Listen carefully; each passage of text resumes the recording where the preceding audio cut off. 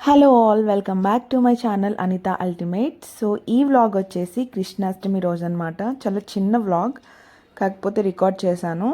So ఇదంతా వచ్చేసి నేను ఆ రోజు డెకోర్ చేశాను అనమాట. బ్యాక్ డ్రాప్ నా దగ్గర ఉన్న ఒక ప్లెయిన్ శారీని ఇలా వేసేసి, సో ఇవి ఎప్పుడో మా చిన్నోడు ఉయ్యాల ఫంక్షన్ తీసుకున్నాను హ్యాంగింగ్స్.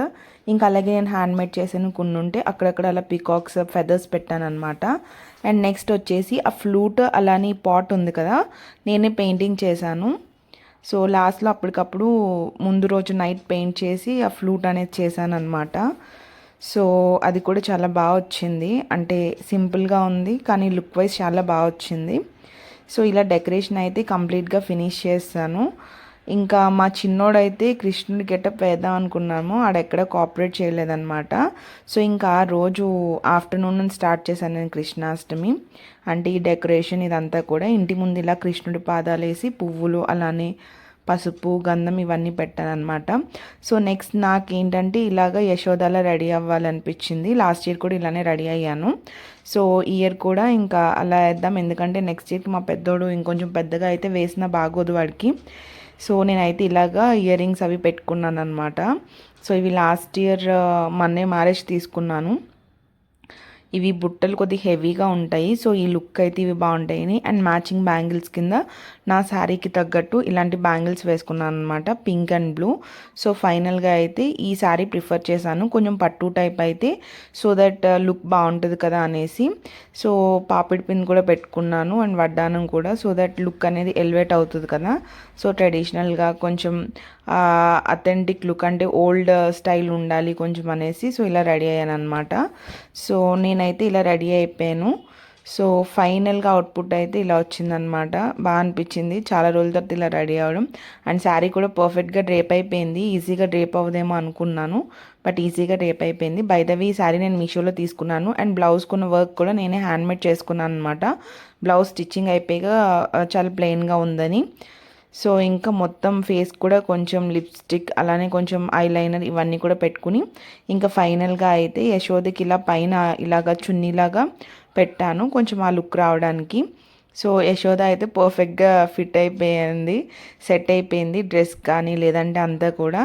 సో ఫైనల్గా అయితే నేనైతే ఇలా ఫస్ట్ రెడీ అయిపోయాను, సో దట్ నెక్స్ట్ పార్దు అంటే మా బాబుని రెడీ చేయొచ్చు కదా అనేసి. వాడైతే చాలా బాగా కోఆపరేట్ చేశాడండి. వాడు లుక్ చూసారు కదా. నేను ఎప్పుడు కిరీటం పెడతాను కానీ ఈసారి తలపాగా పెట్టాను, ఎందుకో వాడి ఫేస్ కొంచెం బ్రాడ్ ఉంటుంది అనేసి సో ఇలా పెట్టాను అనమాట నేనే రొటేట్ చేసి. అండ్ వాడి దగ్గర ఇలాగా అది కుర్తాకి ధోతి వస్తుంది కదా, అది ఉంది. సో అది వేసేసి కాళ్ళకి పారాని చాలా మినిమల్ జ్యువెలరీ పెట్టాను. పాపం చాలా కోఆపరేట్ చేశాడు, వేసుకొని అన్నాడు కానీ ఇంకా చాలా కోఆపరేట్ చేశాడు.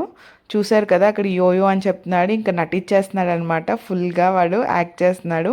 ఇదంతా పక్కన పెడితే కృష్ణుడు నడుచుకుంటూ రావడానికి నేను ఇలాగ ఫ్లవర్స్ వేసాను. మా చిన్నోడు వాటిని మొత్తం ఎలా పడితే అలా చేసి వదిలేశాడు అనమాట. ఇంకా మా పెద్దోడు అయితే చెప్తున్నాను కదా ఇంకా కృష్ణుడిలాగే ఇంకా వాడి ఇష్టం వచ్చిన ఫోజెస్ ఇస్తున్నాడు. వీడు డైపర్తోనే ఉన్నాడు, కనీసం గెటప్ కూడా రాలేదన్నమాట. అండ్ నెక్స్ట్ ఇక్కడ వచ్చేసి నేను ఇదంతా కూడా పూజ చేసుకున్నాను. ఈవినింగ్ కృష్ణాష్టమి పూజ అనేది చేసుకున్నాను అనమాట.